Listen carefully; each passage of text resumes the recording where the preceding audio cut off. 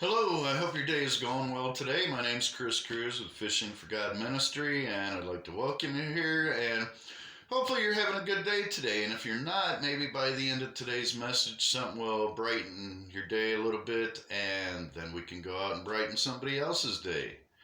And we're going to go ahead and start with the book of Matthew, chapter 20, verse 1. Before we get started, I just want to let you know that this is going to be another parable that Jesus is starting off with.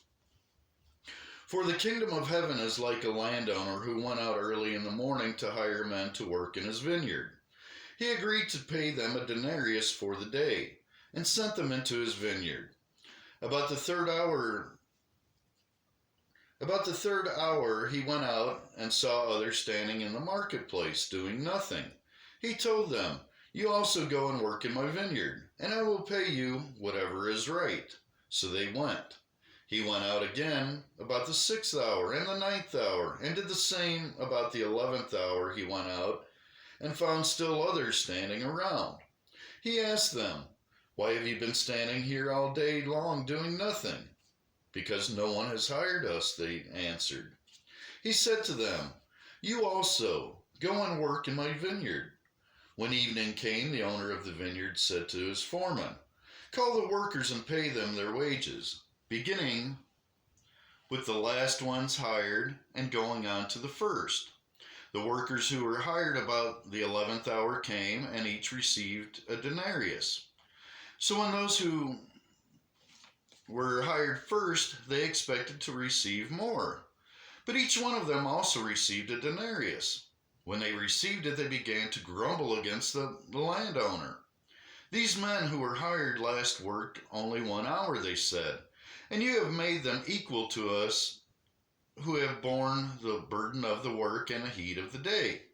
But he answered one of them, "Friend, I am not being unfair to you. Didn't you agree to work for a denarius? Take your pay and go. I want to give the man who was hired last, the same as I gave you. Don't I have the right to do what I want with my own money? Or are you envious because I am generous? So the last will be first, and the first will be last." Now, out of this parable, there's so many things that we can think of how this can even affect our life today. And when it comes to pay, and we're working around other people, a lot of people do make it their business to know what their associates are making and want to make judgments, to where it's much more pleasing to God when we focus on our relationship with Him, and when we focus on our job, what we were hired to do, and doing it to the best of our abilities, and not being slack about anything, and just giving everything, because the more we give and the more effort we give, the more we get in return, not only physically but emotionally. And the same goes when we don't give a lot. If we don't give a lot, then we're going to be sluggish, our mind is going to be slow, and life is just, we're going to be going through the motions. So let's make the effort to do our best all the time.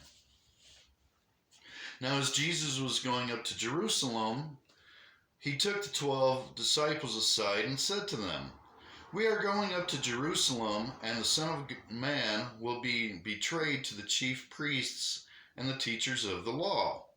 They will condemn him to death, and will turn him over to the Gentiles to be mocked and flogged and crucified. On the third day, he will be raised to life." Now, once again, Jesus is just giving the disciples or the apostles just a little bit at a time so that they can absorb it. So now they've got a little food for thought, and they're thinking, wow, be turned over to the Gentiles? We're Jews, and he's the king of the Jews, but going to be turned over to the Gentiles? So there's a lot of confusion going on in their minds right now. Then the mother of Zebedee's sons came to Jesus with her sons, and kneeling down, asked a favor of him. Now remember, these were two of the fishermen that Jesus brought along, called off the boat to come with him. What is it you want?" he asked. She said, Grant that one of these two sons of mine may sit at your right and the other at your left in your kingdom." "You don't know what you are asking," Jesus said to them. "Can you drink the cup I am going to drink?" "We can," they answered. Jesus said to them, "You will indeed drink from my cup, but to sit at my right or left is not for me to grant. These places belong to those for whom they have been prepared by my Father." Now, Jesus just let them know that heaven is God's home. And if we're privileged enough to even get to go there, it's by invitation only. So just to be there is a blessing. When the 10 heard this, they were indigent with 2 brothers. Jesus called them together and said, "You know that the rulers of the Gentiles lord it over them, and their high officials exercise authority over them. Not so with you. Instead, whoever wants to become great among you must be your servant, and whoever wants to be first must be your slave. Just as the Son of Man did not come to be served, but to serve, and to give him life as a ransom for many." And now this has a lot to do with how we live our lives today.